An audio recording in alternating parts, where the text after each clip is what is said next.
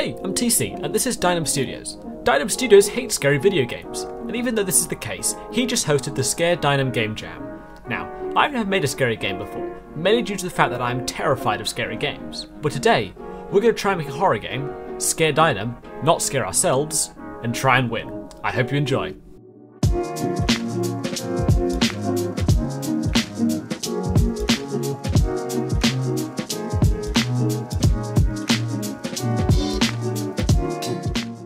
Now, horror games. Horror games. Horror games. If it wasn't clear, I had no idea what I was doing. So on day one, I decided to just start making something to get those creative juices flowing. And what I ended up pumping out in the end was this. It's a factory building surrounded by high mountainous walls, with trees that I whacked together in 2 minutes. All yours for just 3 small payments of $3.99.99.99. But anyway, the next thing I thought I should get done was a button and door system. So after a quick, we had a completely original and not stolen door system set up. And finally for day one, I created another completely original and definitely not stolen movement system that I didn't rip from another project at all. After a productive day of creating some of the basic systems for the game, I decided it was actually time to try and figure out what you were going to do in the game. To start with, I had a few ideas, like a stealth game where you had to make your way through the facility avoiding different monsters, and actually, I quite like that idea. You know what? I think I'm just going to go with that one.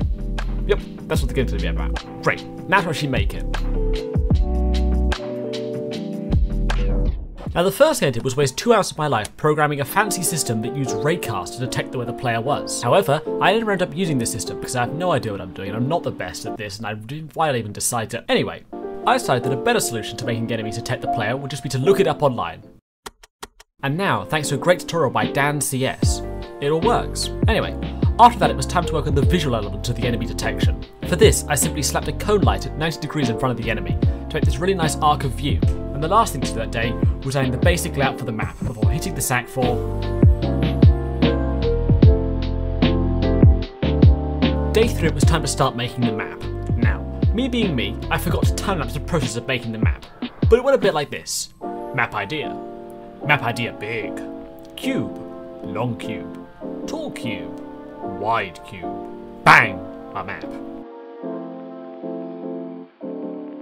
Day 4's task was blocking out the first room so I could get an idea of how they would all be made. I started by adding in some pillars, and then made this window, which I got from another project, which seems to be happening a lot, and you'll see why soon.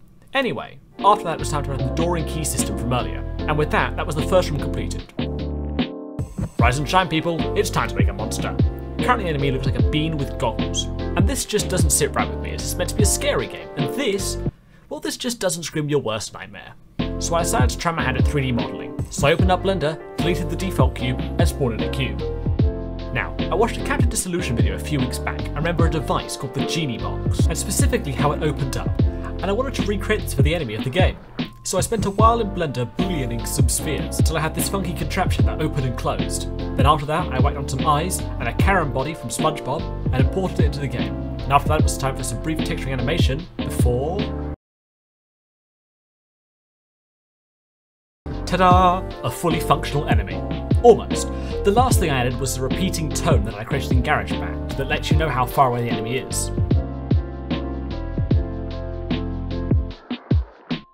It was day 6, and all through the house, Tsea was stirring, and he was making levels. That's right, I finally had all of the components to make levels, so that's what I did.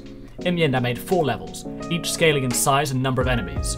It's not perfect, and sometimes they get stuck, but it works. Now the last thing I did on day 6 was make a music track that plays when you first open the game.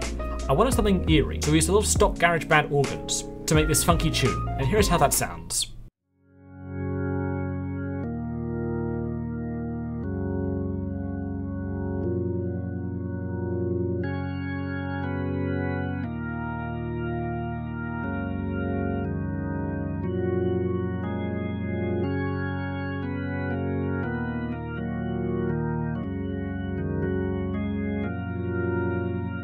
Very cool. Now, with all of this done, and a sprinkling of other bits in there, the game was complete. So after a few rounds of playtesting with the Discord server I'm in, it was time to package the game and send it off to itch.io, and wait for Deynum to play it. But before we see that, there's something I want to say first. You may have noticed that a lot of the things in this game have been copied from another project, and you may be asking, Tsea, what is this project? Well, a few months ago, my friend Snowball the Anvil and I made a game for the GMTK Game Jam called The Flux Phenomena, and we liked the concept of this game so much that we kept working on it after the jam, and the game has made a lot of progress. I am pleased to announce that soon we will be releasing the first public demo for The Flux Phenomena for you all to play and give feedback on. I'll be making a video explaining all of this soon, so now would be a great time to swap that subscribe button from red to grey. And with all of that out of the way, let's see what Deynum thinks of the game. Oh yeah, you were asking me to play Echelon Desolation as the next game. Do I need to download it or not? Is it better to download it? Browser version is currently outdated. Okay, I'll download it. Love the jump scare. Don't like that. Shift is crouch. Okay. Find the button in each room to open the door. Browser. Okay, so I'll just download it. Love the music. Ooh, it's a cool building. Okay. Alright, it's fine so far. Nice open space outside. Not too dark. Pretty good. We're now inside. Okay. Just need to walk here. Open this. Why do people keep using that image? I like this image more. Okay, crouch or shift. Oh shoot, those are... Oh, there it is.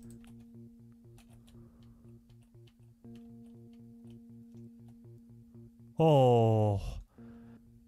It's from the Conspiracy Club. Deynum, it has a deeper meaning you just don't understand. Yeah, I don't understand. I need to be careful.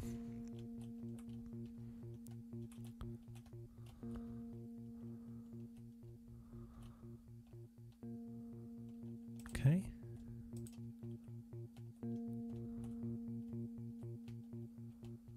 Okay. Oh!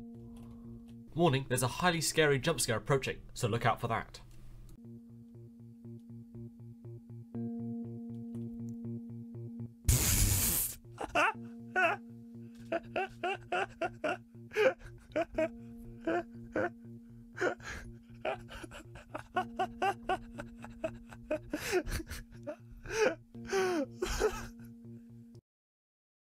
Sorry, I'm so sorry. I can't help it. I can't.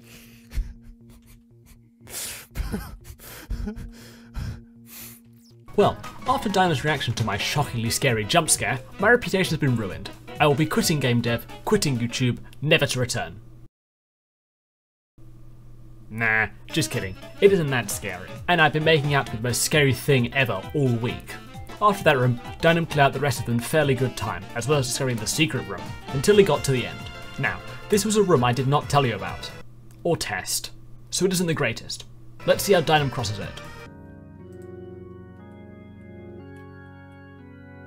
Can you get past this?